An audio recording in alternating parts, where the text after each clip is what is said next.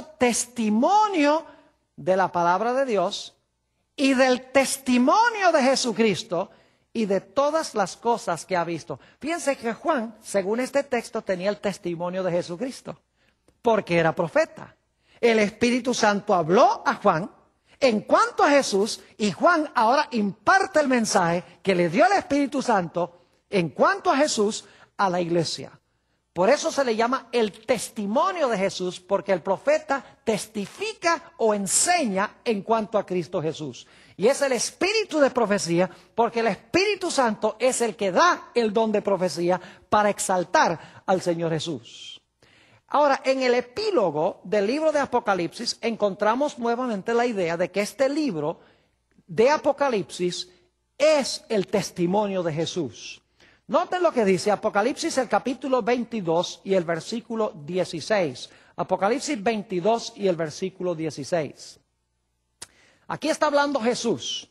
Yo, Jesús, he enviado mi ángel para daros testimonio de estas cosas en las iglesias. Fíjense, Jesús es el que ha dado testimonio de estas cosas en las iglesias. Yo soy la raíz y el linaje de David, la estrella resplandeciente de la mañana. Noten que en el libro de Apocalipsis Jesús da testimonio en cuanto a sí mismo. Es decir, que si ustedes leen algún libro donde el énfasis es en la guerra entre los árabes y entre los judíos y todo este panorama político del mundo, pero no está Jesús allí, en ese panorama, no puede ser una interpretación correcta de las profecías, porque el libro de Apocalipsis da testimonio en cuanto a Jesús. Jesús está en el centro de este libro. Espero que haya quedado claro entonces lo que significa el espíritu de profecía y el testimonio de Jesús. En realidad lo que sucede es que el Espíritu Santo habla al profeta en cuanto a Jesús y luego el profeta imparte el testimonio de Jesús a los que escuchan o a los que leen el mensaje que está impartiendo. ¿Qué significa esto? Significa que si nosotros rechazamos el mensaje de un profeta, estamos rechazando al Espíritu Santo y estamos rechazando también ¿a quién? Estamos rechazando a Jesús, porque el Espíritu y Jesús ambos hablan a través del don de la profecía. Ahora surge una pregunta muy importante y es esta. ¿A quién es que le habla específicamente un profeta? ¿Saben ustedes que los profetas de la Biblia no fueron levantados primordialmente por Dios para hablarle a la gente que no son cristianos? No fueron levantados para hablarle a los mundanos, impartirle un mensaje a los que no confiesan el nombre de Jesús. En la Biblia, con muy pocas excepciones, el profeta es levantado para impartir un mensaje a la iglesia. Es decir, su tarea tiene que ver no con los de afuera, sino que es un mensaje que tiene que ver con los de adentro. Y generalmente los de adentro tienen la tendencia a rechazar el mensaje que imparte el profeta. Permítame leer 1 Corintios, el capítulo 14 y el versículo 22, a donde el apóstol Pablo nos dice a quienes se enfoca especialmente el don de profecía. Dice allí el apóstol San Pablo, así que las lenguas son por señal, no a los creyentes, sino a los incrédulos. Es decir, el don de lenguas es para persuadir o convencer a los incrédulos, a los que no profesan el nombre de Jesús. La última parte del versículo dice, pero la profecía no a los incrédulos, sino a ¿quiénes? Sino a los creyentes.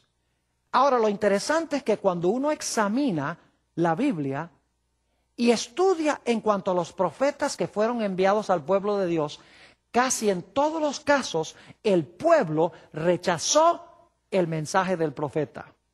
Noten, por ejemplo, 2 de Crónicas, el capítulo 36 y los versículos 15 y 16. 2 de Crónicas, el capítulo 36 y el versículo 15 y 16. Aquí Dios habla de los mensajes que Él impartió a su pueblo, Israel, en el Antiguo Testamento. Y cómo reaccionó el pueblo de Israel al mensaje de Dios. Dice allí, y Jehová el Dios de sus padres, envió constantemente palabra a ellos por medio de sus mensajeros.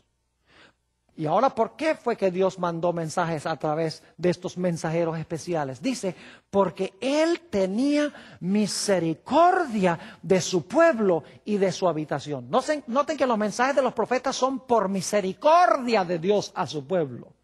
Ahora noten la reacción de la gente, mas ellos hacían escarnio de los mensajeros de Dios y menospreciaron sus palabras, burlándose de sus profetas, hasta que la ira de Jehová subió contra su pueblo y no hubo ya remedio. Noten que Dios por misericordia levantó profetas para impartir mensajes a su pueblo. Y dice aquí que su pueblo, en vez de recibir los mensajes de misericordia, se levantó contra esos mensajes, menospreciaron a los profetas. Y saben ustedes, yo no conozco ni un solo profeta en la Biblia que la gente haya querido. Puedo mencionar a varios. Por ejemplo, Jeremías fue echado al calabozo. Isaías lo encerraron en un tronco y serrucharon el tronco en dos. A Elías lo persiguió Jezabel buscándolo para matarlo. A Juan el Bautista le cortaron la cabeza. Es decir, los profetas que eran enviados al pueblo de Dios eran odiados por el mismo pueblo de Dios, aun cuando Dios enviaba el mensaje por misericordia a ellos. Noten Isaías, el capítulo 30 y el versículo 8 al 11. Nuevamente habla de la respuesta del pueblo a los mensajes de los profetas. Isaías 30 y el versículo 8 hasta el versículo 11. Dice, ve pues ahora y escribe esta visión en una tabla delante de ellos y regístrala en un libro para que quede hasta el día postrero, eternamente y para siempre. Fíjense que Dios dice, registra esto en un libro para que no se borre nunca. Sigue diciendo, porque este pueblo es rebelde, hijos mentirosos, hijos que no quisieron oír la ley de Jehová, que dicen a los videntes, es otro nombre para profetas, que dicen a los videntes, no veáis, y a los profetas, no nos profeticéis lo recto, decidnos cosas halagüeñas, profetizad mentiras, dejad el camino, apartaos de la senda, quitad de nuestra presencia al Santo de Israel. Fíjense la respuesta del pueblo a Jehová. Dice, no queremos nada contigo, no queremos tus videntes, no queremos tus mensajeros, no queremos tus profetas. Casi invariablemente cuando Dios enviaba un profeta a Israel, la gente rechazaba el mensaje del profeta, aun cuando era por misericordia de Dios. Esto sucedió también con los escribas y fariseos en los días de Jesús. Noten Mateo, el capítulo 23 y los versículos 29 y 30. San Mateo 23 y los versículos 29 y 30. Este capítulo tiene los famosos ayes sobre los escribas y fariseos, a quienes Jesús llamó hipócritas.